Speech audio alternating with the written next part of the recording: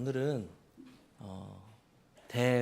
대배광자 심판석에 대해서 함께 공부하도록 하겠습니다. 우리가 적지 않은 시간 심판이라는 주제에 대해서 주제를 나누어서 계속 공부해 왔는데요. 오늘이 그 마지막 대단원을 장식할 대배광자 심판석입니다.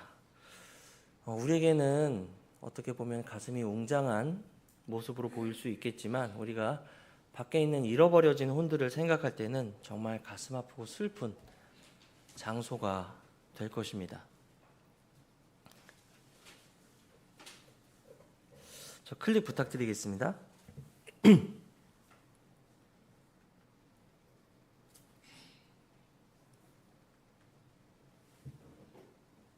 클릭 좀 부탁드리겠습니다.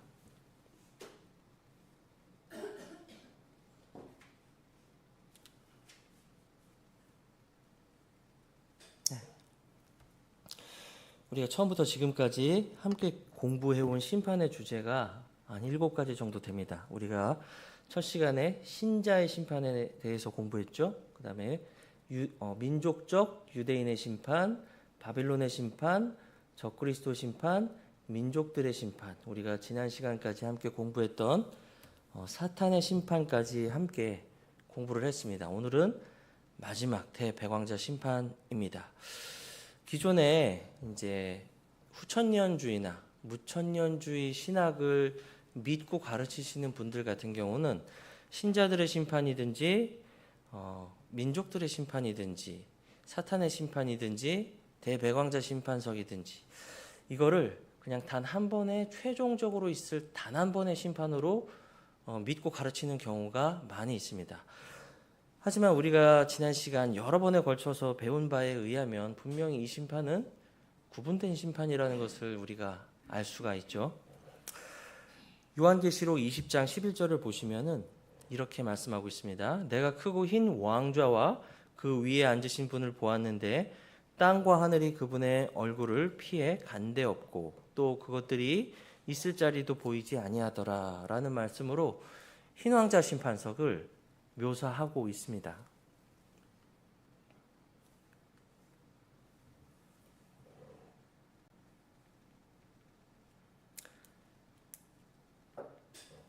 한번 넘겨주실까요?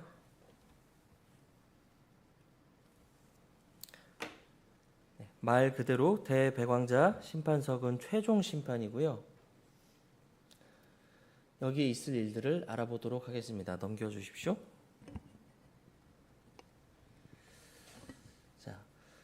로버트 가벳이라는 분은 이제 대배광자 심판이 열리는 그 성경적 의미를 3가지로 요약해 주셨어요.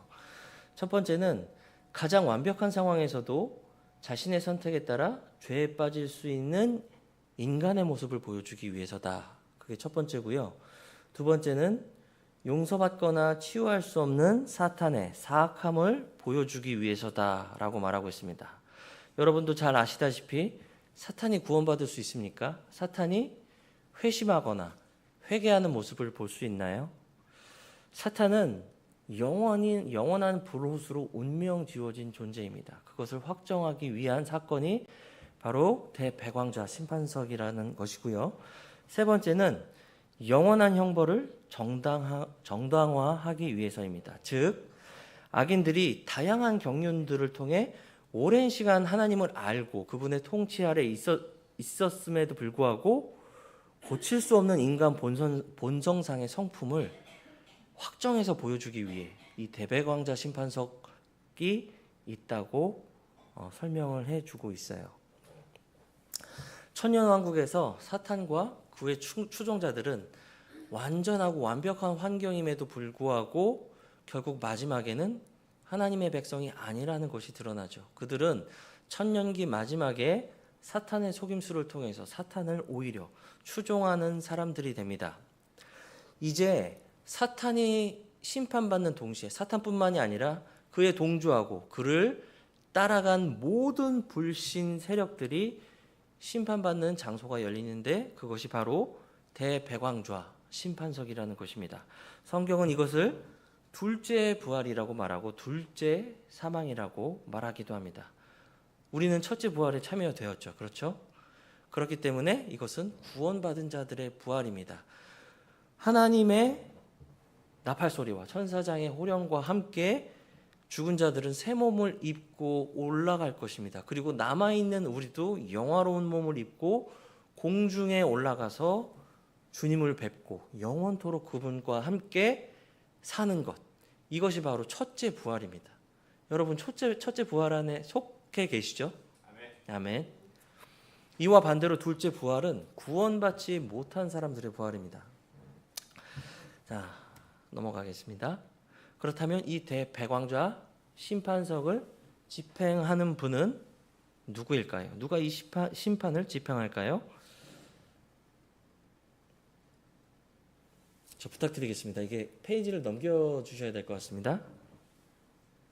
네, 한 번 더 넘겨주실까요? 네. 요한계시록 20장 11절을 보면 크고 흰 왕좌와 그 위에 앉으신 분이라는 언급을 하고 있습니다. 이 심판자가 누구라는 것은 사실 여러분도 잘 알고 계세요. 왜냐, 우리가 부활에 대해서 함께 공부할 때 모든 심판에 대한 권위를 그 아들에게 넘겨주셨다는 걸 우리가 함께 공부했었어요. 요한복음 5장 22절을 보면 이는 아버지께서 아무도 심판하지 아니하시고 오히려 모든 심판을 아들에게 맡기셨다라고 말씀하고 있죠.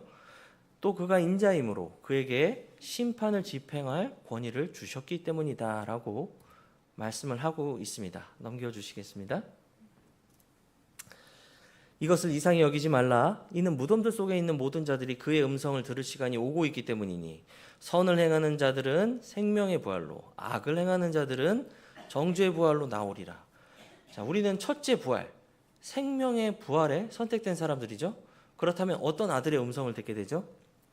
하나님의 나팔 소리와 천사장의 호령을 듣게 됩니다. 그리고 우리 모두 예수 그리스도의 부활과 같은 몸으로 새롭게 되어서 공중에서 주님을 만나죠. 그렇지만 악을 행해서 부활하는 이 둘째 부활, 대백왕자 심판석의 부활은 이것과 전혀 다른 양상의 부활입니다. 자, 요한복음 5장 30절은 말씀합니다. 나는 아무것도 스스로 할 수 없노라. 예수님은 자기 기분에 따라서 함부로 사람들을 재미삼아 심판하는 그런 독재자가 아닙니다. 예수님은 자의적으로 심판하지 않으십니다. 나는 듣는 대로 심판하노라. 나의 심판은 의로우니 왜냐하면 나는 내 뜻을 행하는 것이 아니라 나를 보내신 아버지의 뜻을 구하기 때문이라 라고 말씀하기 때문이죠. 넘어가겠습니다. 이 백왕좌, 이곳의 주인은 바로 아버지께로부터 모든 심판을 위임받으신 주 예수 그리스도십니다. 사람들은 이렇게 말하죠. 누가복음 19장 14절에 우리는 이 사람이 우리를 통치하지 않게 하리라 라고 말했던 모든 배교한 유대인들, 또 이들의 손에 이방인들에 넘겨져서 심판하게 했던 이방인 빌라도까지. 빌라도는 예수님을 재판했어요. 그렇죠? 심판석 앞에서. 그런 빌라도조차 이제 둘째 사망을 통해서 마지막 대백왕자 심판석 앞에 끌려가서 그분 앞에 이제 오히려 신문을 받게 될 것입니다. 넘기겠습니다. 심판의 장소는 어디일까요? 바로 이 흰 왕좌가 굳게 세워지고 예수님께서 그 위에 앉으셔서 재판을 진행하는 곳은 어디일까요? 넘겨주실까요? 예, 이 전장입니다. 네. 베드로 후서 3장에 사도 베드로는 이렇게 말합니다. 그날에 하늘들이 큰 굉음과 함께 사라지고 또 원소들이 뜨거운 열과 함께 녹으며 땅과 그 안에 있는 것들이 불태워지리라. 그날들에는 하늘들이 불이 붙어 해체되고 그 원소들은 뜨거운 열로 녹으려니와 라고 말씀하고 있어요. 그렇죠? 천년기 마지막에 사탄과 그의 반란군이 하늘에서 내려오는 하나님의 불로 인해서 단 한 번의 전쟁이 끝나버린다는 것은 알고 계시잖아요. 자, 그것이 왜 필요하냐면 사탄을 심판하기 위한 것도 있지만, 그의 추종 세력을 심판하기 위한 것도 있지만, 이제 다가올 새하늘과 새 땅이 있기 위해서는 이 부패한 땅이 사라져야만 되기 때문입니다. 이제 우리가 알던 하늘과 땅은 존재하지 않습니다. 그래서 이제 대배광자 심판석이 우주 어디엔가 서게 되겠죠. 요한계시록 20장 10절은 이렇게 말씀하고 있습니다. 하늘이 그분의 얼굴을 피해 간대없고 또 그것들이 있을 자리도 보이지 아니하더라. 없을 수밖에 없겠죠. 그렇죠. 하늘과 땅이 다 불로 해체되었습니다. 땅과 하늘이 없어진다는 것은 넘기겠습니다. 네, 자, 감사합니다. 가장 자연스러운 해석은 현재 우리가 살고 있는 땅과 하늘이 멸망되고 새 하늘과 새 땅으로 대체될 것이라는 것입니다. 이것은 사도 요한과 베드로의 증언을 통해서 알 수가 있어요. 베드로 후서는 방금 전 슬라이드에서 보셨죠? 하늘과 땅이 불로부터 해체됩니다. 없어질 것입니다. 심판당할 것입니다. 그럼에도 불구하고 우리는 그분의 약속에 따라 의가 거하는 무엇을 기다린다고요? 예, 새 하늘과 새 땅이 기록됩니다. 다가올 것입니다. 그리고 사도 요한도 요한계시록 21장 1절을 보면 제가 읽어드릴게요. 내가 새 하늘과 새 땅을 보았는데 이는 처음 하늘과 처음 땅이 사라지고 바다도 다시는 있지 아니하기 때문이라 라고 말씀하고 있죠. 우리는 사도 베드로와 사도 요한의 증언에 따라서 이 땅이 불로 해체되고 그곳 가운데 우주 어디엔가 백왕자 심판석이 열리고 그 이후에 의가 거하는 새 하늘과 새 땅이 도래한다는 것을 우리가 알 수가 있습니다. 넘겨보겠습니다. 우리가 심판석의 색깔에 대해서도 우리가 성경을 공부한다면 이제 유의미하게 한번 살펴볼 필요가 있습니다. 흰 왕좌는 성경에서 흰색은 여러분도 아시다시피 거룩함과 의로움을 상징하고 있습니다. 흰 왕좌에서는 하나님의 거룩함과 반대되는 모든 더럽고 더러운 것을 심판하시는 하나님의 왕좌라고 볼 수가 있겠죠. 그 백왕좌는 은혜도 없고 긍휼도 없고 소망도 없습니다. 약속도 없고 언약도 없어요. 여러분 지금 열심히 바쁘게 살아가다가 보면은 실수하고 넘어질 때가 부지기수예요. 그렇죠? 그때 넘어질 때마다 어떻게 하시죠? 네, 지금 셋째 하늘에서 우리 주 예수 그리스도께서 지금 대제사장으로서 봉직하고 계시잖아요. 히브리서 4장 16절에는 언제든지 실패하면 긍휼의 자리로 나아오라고 주님께서 우리에게 항상 초청하고 계세요. 그래서 우리는 넘어져도 다시 일어나서 긍휼을 얻을 수 있습니다. 그런데 여러분, 제가 한번 말씀드려 볼 테니까 상상해 보세요. 이 대백왕자 심판석 앞에서 많은 사람들이 이 히브리서 4장 16절 말씀을 기억하고 지금 긍휼의 자리로 나아가자.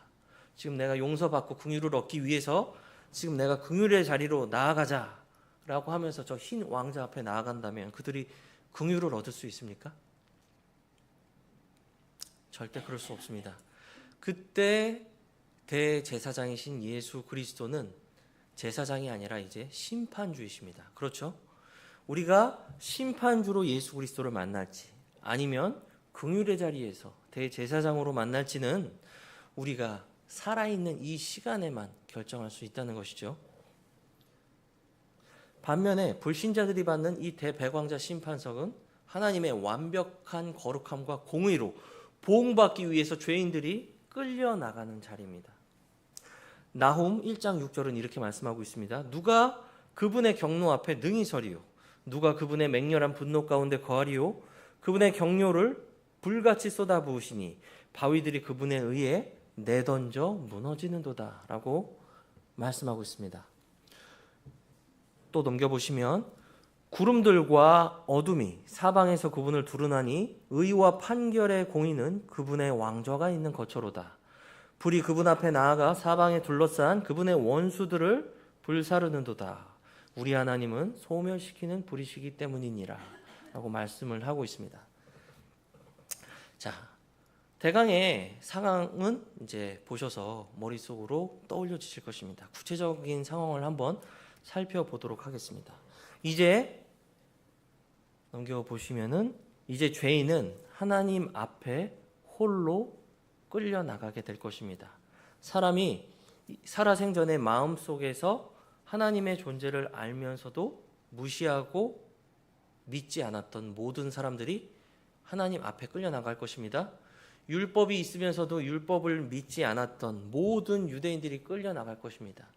그리고 율법이 없지만 양심을 통해서 피조된 이 모든 세상을 보면서 하나님이 있다는 것을 분명히 알면서도 하나님을 찾지 않고 믿지 않았던, 그리고 감사치도 않았던 모든 이방인들이 대백왕자 심판석에 끌려 나갈 것입니다. 죄 아래 있던 모든 유대인들과 이방인들이 대백왕자 심판석으로 끌려 나가게 된다는 것이죠. 이제 죄인들은 자기가 멸시하고 불신했던 하나님 앞에 서서 그분을 독대하게 될 것입니다. 무엇보다도 이 대백왕자 심판석에서 가장 큰 죄는 무엇이냐? 바로 하나님께서 보내신 그 아들 예수 그리스도를 믿지 않는 것이 가장 큰 죄로 간주되게 될 것입니다. 자, 넘겨보시면 이제 이 대백왕자 심판석 앞에 끌려가서 이제 무서운 재판을 받는 피고인들에 대해서 한번 살펴보도록 하겠습니다. 아까 말씀드렸지만 이곳에서는 신자들의 심판과는 다르게 이 심판석 앞에서는 모든 사람들이 구원받지 못한 불신자들이라는 것을 말씀드렸죠. 자, 정확한 이유 세 가지를 제가 말씀드리도록 하겠습니다. 첫 번째로 이 사람들은 첫째 부활이 아닌 둘째 부활에 참여한 사람들이기 때문입니다. 자, 요한계시록 20장 13절을 제가 읽어드리겠습니다. 우리가 첫째 부활은 하나님의 나팔과 천사장의 호령과, 그렇죠? 우리가 새 몸으로 부활해서 공중에서 주님 만나는 것입니다. 하지만 둘째 부활의 상황을 제가 읽어드리겠습니다. 바다가 그것 안에 있던 죽은 자들을 내어주고 사망과 지옥도 그것들 안에 있던 죽은 자들을 내어주니 그들 각 사람이 자기 행위들에 따라 심판을 받더라 라고 말씀하고 있죠. 데살로니가 전서나 고린도전서 15장이나 복된 첫째 부활을 묘사하는 그 성경 말씀들과 지금 제가 읽어드린 대백왕자 심판 이전에 둘째 부활에 참여하는 자들의 부활을 묘사하는 이 말씀들의 분위기를 한번 살펴보시기를 바랍니다. 너무 다르죠. 분위기가 너무 다르고 둘째 부활은 어미로운 심판에, 두려운 심판에 참여해야만 된다는 것입니다. 두 번째 이유로는 이들이 믿음으로 말미암아 생명책에 기록되지 못한 사람들이라는 것입니다. 요한계시록 20장 15절은 이렇게 말씀하고 있습니다. 누구든지 생명책에 기록된 것으로 발견되지 않은 자는 불호수에 던져졌더라 라고 말씀하고 있습니다. 예수님께서 70인의 제자를 보내시고 그 제자들이 병을 고치고 복음을 전하고 그 놀라운 성과를 예수님께 와서 보고했어요. 그때 주님께서 뭐라고 말씀하셨죠? 너희들이 마귀를 쫓아낸 것으로 기뻐하지 말고 너희 이름이 하늘에 기록된 것으로 기뻐하라 라고 말씀하셨습니다. 누구든지 예수 그리스도를 자신의 구원자로 믿고 회개하는 모든 죄인들이 그 즉시 생명책에 기록되고 하나님의 자녀 백성들이 되는 것입니다. 그리고 세 번째 이유로는 이 백왕자 심판석에선 모든 사람들이 어디로부터 옵니까? 바다와 사망과 지옥으로부터 온다는 것입니다.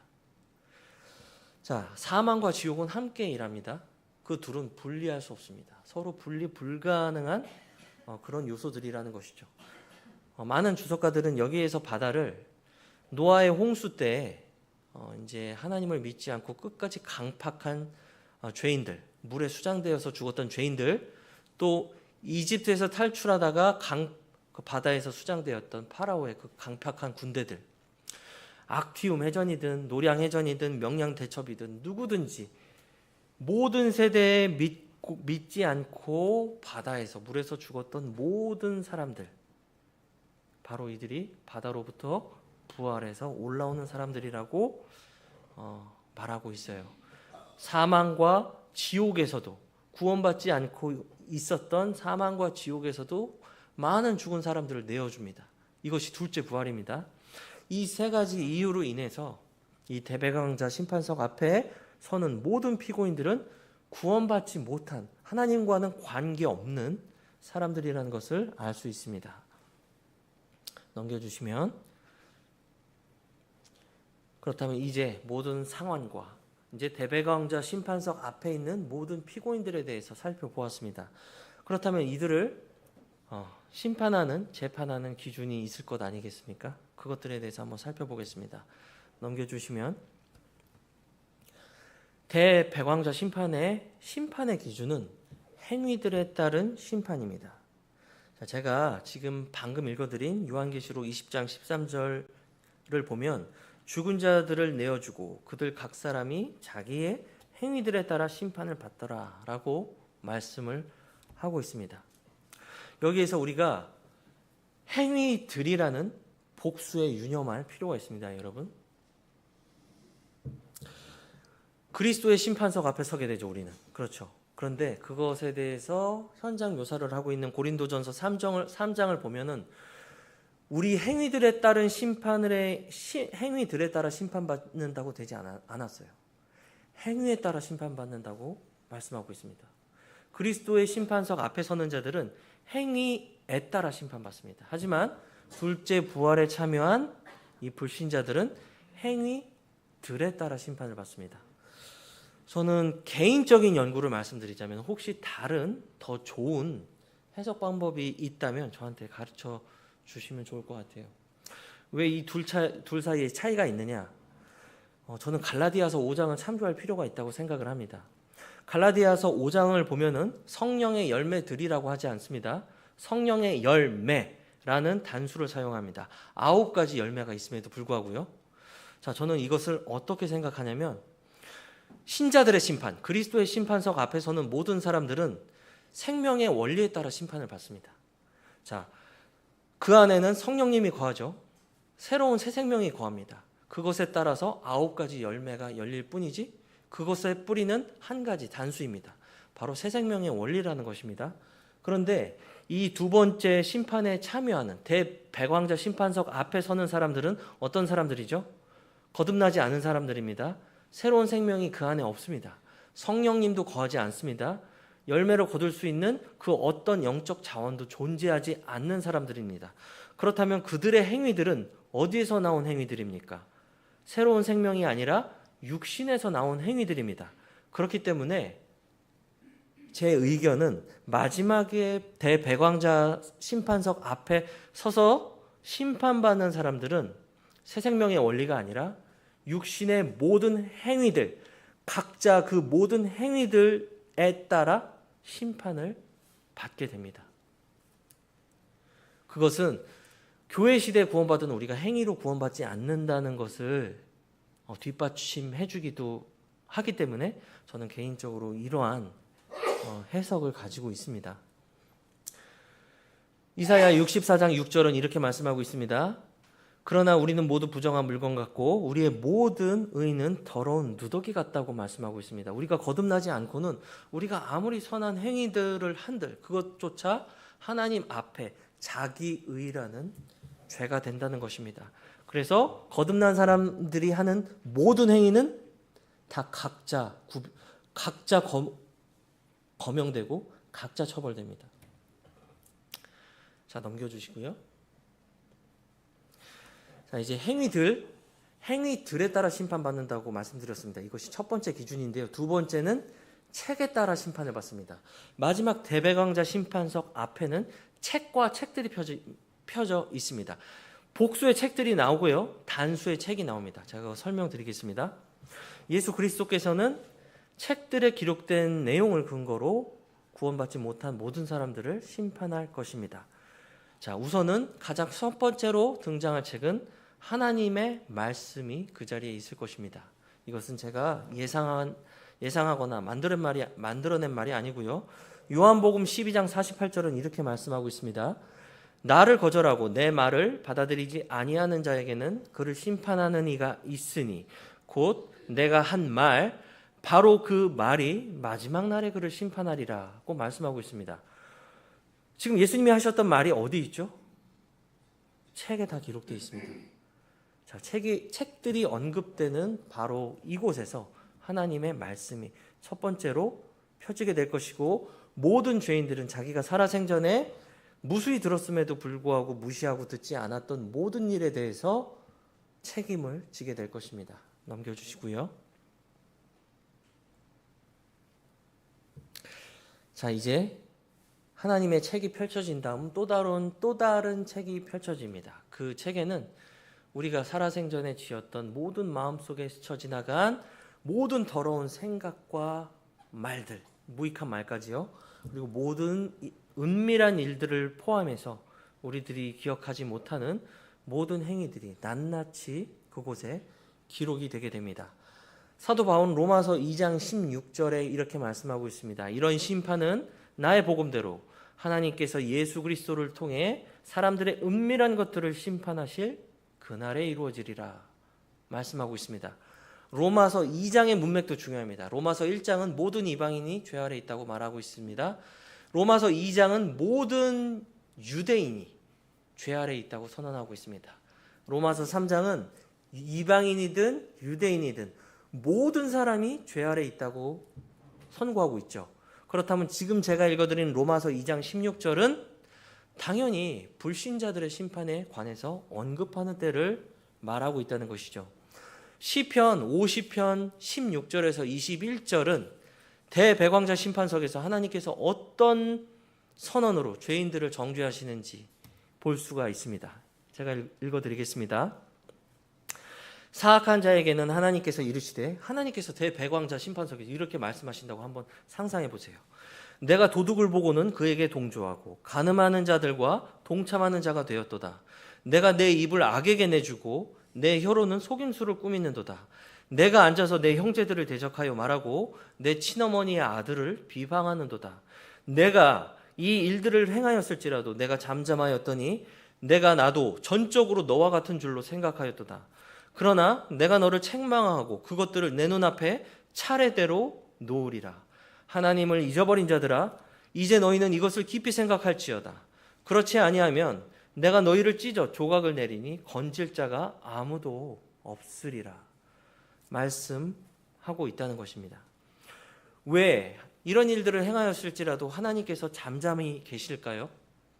그것은 모든 세대의 모든 죄인들을 대배광자 심판석 앞에서 다루기 위해서입니다. 자, 이제 단수의 책이 등장합니다. 단수의 책은 생명의 책입니다. 하나님의 구속받은 모든 백성의 이름들이 여지없이 생명책에 기록되어 있을 것입니다. 여러분의 모든 이름이 다 생명책에 기록이 돼 있어요. 대한민국 행정전산망은 대전조가 일어나면 다 삭제될 겁니다. 그렇죠? 다 부서지고 지진에 의해서 다 이름이 사라질 것입니다. 하지만 하늘의 생명책에 기록된 우리의 이름은 결코 지워지지 않을 것입니다. 구원받지 못한 사람은 누구도 생명책에 자신의 이름이 없을 것입니다. 그렇다면 왜 대배광자 심판석 앞에서 이 정죄받을 불신자 앞에서 생명의 책이 펴질까요? 그것은 거룩하고 의로우신 재판장 되신 하나님께서 이들의 이름이 생명책이 없다는 확실한 증거를 그들에게 선언하신 후에 그들에게 최종적인 정죄의 판결을 내리시기 위해서입니다. 이유도 없이, 지옥에 가는 사람이라도 아무 이유도 없이, 이유도 모른 채 불호수에 내어 던져지지 않는다는 것입니다. 심판이 끝나면 모든 멸망하는 자들이 둘째 사망, 곧 불호수에 던져지게 될 것입니다. 넘겨주시고요. 자, 다시 한번 넘겨주십시오. 다시 한번 넘겨주시고요. 이제 역사의 대단원의 막이 내립니다. 참 무서운 심판이죠. 우리 가족들을 생각하면 눈물을 흘릴 수밖에 없는 정말 그런 슬픔이기도 합니다. 하지만 이것은 궁극적인 마지막이기도 하지만 새로운 시작이기도 합니다. 넘겨주시고요. 자, 죄를 지은 사람은 누구도 완전하시고 의로우신 하나님의 심판을 피할 수가 없습니다. 이 판결의 결과는 성경에 기록된 대로 문자 그대로 영원한 심판입니다. 마태복음 11장 20절에서 24절에 언급된 것처럼 이 불호수에는 다양한 수준의 형벌이 있다는 것을 알 수 있습니다. 모든 죄인이 우리가 선해 보이는 사람일지라도 하나님 보시기에 죄인이라면 둘째 사망에 떨어질 것입니다. 하지만 그 둘째 사망에도 모두 똑같이 똑같은 양의 형벌을 받지는 않는다는 것입니다. 자, 모든 죄인은 정죄를 받고 그곳으로 보내어지는데요. 이곳은 영원한 형벌입니다. 구원받지 못한 사람은 자기 힘으로는 아주 작은 죄라도 하나님 앞에서 자기 능력으로 죄를 속죄할 수가 없습니다. 왜냐하면 하나님의 법을 범하는 죄는 누구도 사람의 힘으로 없앨 수 없기 때문이에요. 아까 말씀드렸지만 가장 큰 죄는 무엇이죠? 하나님의 아들을 거절한 죄입니다. 맞습니다. 요한일서 5장 10절이 뭐라고 말씀하고 있죠? 하나님의 아들을 믿는 자는 자기 안에 이 증언을 가지고 있고 하나님을 믿지 않는 자는 그분을 거짓말하는 자로 만들었다고 말씀하고 있습니다. 왜입니까? 하나님이 자기 아들에 관하여 주신 증언을 그가 믿지 아니하기 때문이라고 말씀하고 있기 때문입니다. 누구든지 하나님의 아들을 믿지 않는 자는 그분을 발로 밟고 자기를 거룩히 구별한 언약의 피를 거룩하지 아니한 것으로 여기며 또 은혜의 영께 무례히 행한 자들입니다. 우리 눈에 선하게 보이는 사람들일지라도 하나님의 기록된 말씀을 통해서 믿지 않는 모든 자들이 그런 죄를 범한 자들이다 라는 것이죠. 자, 이제 이렇게 둘째 사망에 떨어진 모든 사람들은 하나님께 변명할 수 없습니다. 나는 선하게 살았고 저 옆집에 사는 사람처럼 악독하게 요긴하면서 가족들 괴롭히고 주변에 민폐 끼치고 살지 않았습니다. 라고 하나님 앞에 항소할 수 없다는 것입니다. 대배광자석의 특징이 이것입니다. 재판하는 사람은 있습니다. 그러나 그들을 위한 변호자는 없습니다. 그리고 최종 선고는 있습니다. 하지만 그들을 변호해 줄 변호인은 존재하지 않습니다. 하나님께서는 이미 그들이 살아생전에 필요한 모든 은혜를 다 예비해 주셨습니다. 때가 되자 또 자신의 하나밖에 없는 아들까지도 아낌없이 내어주셔서 채찍과 십자가에 내어주셨습니다.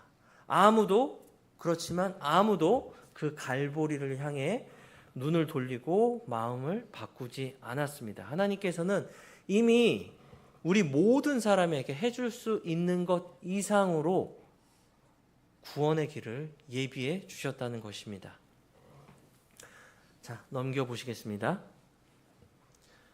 아까 말씀드렸죠. 대배광자 심판성은 대단원의 막이지만 또 새로운 시작이기도 합니다. 요한계시록 21장 5절은 이렇게 말씀하고 있습니다. 왕좌에 계신 분께서 이르시되 보라 내가 모든 것을 새롭게 하노라 라고 말씀하고 있습니다. 하나님께서는 새하늘과 새 땅을 가져오기 전에 반드시 이 모든 반역과 죄를 처리하셔야만 합니다. 필연적으로요. 그래서 대배광자 심판석이 필요한 것입니다. 죄인은 예수 그리스도를 자신의 구주로 신뢰함으로써 이 끔찍한 둘째 사망과 둘째 사망의 해를 피할 수 있는 기회를 제공받게 된다는 것입니다. 자, 이것을 들은 우리는 지상명령에 대한 마음의 부담과 우리 사명에 대한 책임을 더 무겁게 가질 필요가 있다는 것입니다. 넘겨주십시오. 요한계시록 21장 4절은 말씀하고 있습니다. 또 하나님께서 그들의 눈에서 모든 눈물을 씻겨주시리라. 다시는 죽음이나 슬픔이나 울부짖음이 없고 아픔도 다시는 없으리니 이는 이전 것들이 다 지나갔기 때문이다 라고 말씀하고 있습니다. 자, 여러분, 우리는 다 영화로운 몸을 입고 새하늘과 새 땅에 들어갔습니다. 그렇죠? 그런데 왜 눈물을 흘려야 될까요, 여러분? 이미 영화로운 몸을 입고 완전한 지혜를 얻은 우리가 이 불수레바퀴 같이 반복되는 처참한 역사를 되뇌이며 한번 상고해 보면서 감상적으로 흘리는 눈물일까요? 저는 그렇지 않다고 생각하거든요. 우리는 완전한 천년 왕국 가운데서 완전한 복지가 있는 그곳에서 해맑게 웃고 떠들고 놀던 아이들의 얼굴을 떠올릴 것입니다. 그곳에서 공의로운 주님의 통치 가운데 부족함 없이 행복한 천년을 보냈던 많은 사람들을 떠올릴 것입니다. 그중 대다수가 하나님의 선고를 받고 둘째 불호수에 들어갈 것입니다. 그것으로 천년 왕국의 공직자였던 저와 여러분은 많은 슬픔을 느낄 것입니다. 그리고 우리가 영화롭게 되지 못했던 이 살아생전 가운데 우리가 복음을 전했지만 끝까지 그것을 거절했던 내 사랑하는 부모 형제들, 내 자녀들, 이웃들, 친지들, 그리고 내가 마땅히 복음을 전해야 했음에도 성령님께서 우리 마음 안에 강권하셔서 복음을 마땅히 전해야 했음에도 지나쳐갔던 우리의 무책임 속에서 복음을 듣지 못했던 많은 사람들이 대백왕자 심판석에서 저 영원한 둘째 불호수에 들어갈 것입니다. 지금 여러분은 아무도 기억하지 못할 것입니다. 저 청과 시장을 지나가면서 복음을 전하고 싶었지만 전하지 못하고 그로 인해서 복음을 듣지 못했던 많은 할머니, 할아버지들, 우리 이웃들, 그들이 우리가 대백왕자 심판석 또 그 이후를 지나서 새하늘과 새 땅에 들어갔을 때 우리의 기억력은 완전해질 것입니다. 그들의 얼굴이 다 기억날 것입니다. 우리의 복음을 듣지 않았던 사람들, 또 내가 마땅히 전했어야 되는데 전하지 않아서 그 심판석 앞에 서서 둘째 불호수에 들어갔던 모든 사람들의 얼굴과 그들의 얼굴에 나 있던 점들까지 다 기억이 날 것입니다. 자, 이제 그때 우리는 펑펑 울 거예요. 역사의 새로운 시작에도 불구하고. 하지만 그곳에서 주님께서 우리의 눈물을 닦아 주실 것입니다. 다시는 죽음이나 슬픔이나 울부짖음이 없는 그곳에서 하나님께서 이렇게 말씀하십니다. 하나님께서 그들의 눈에서 모든 눈물을 씻어 주시리라. 이는 이전 것들이 지나갔기 때문이라. 말씀하고 있습니다. 자, 결론으로 우리는 우리의 사랑하는 부모님, 배우자, 자녀, 친족, 지인들 모두가 정죄의 둘째 부활과 사망에 이르지 않도록 기도와 복음 전도를 쏟는 힘을 쏟는 우리가 되어야 되겠습니다. 네, 기도하고 마무리하겠습니다.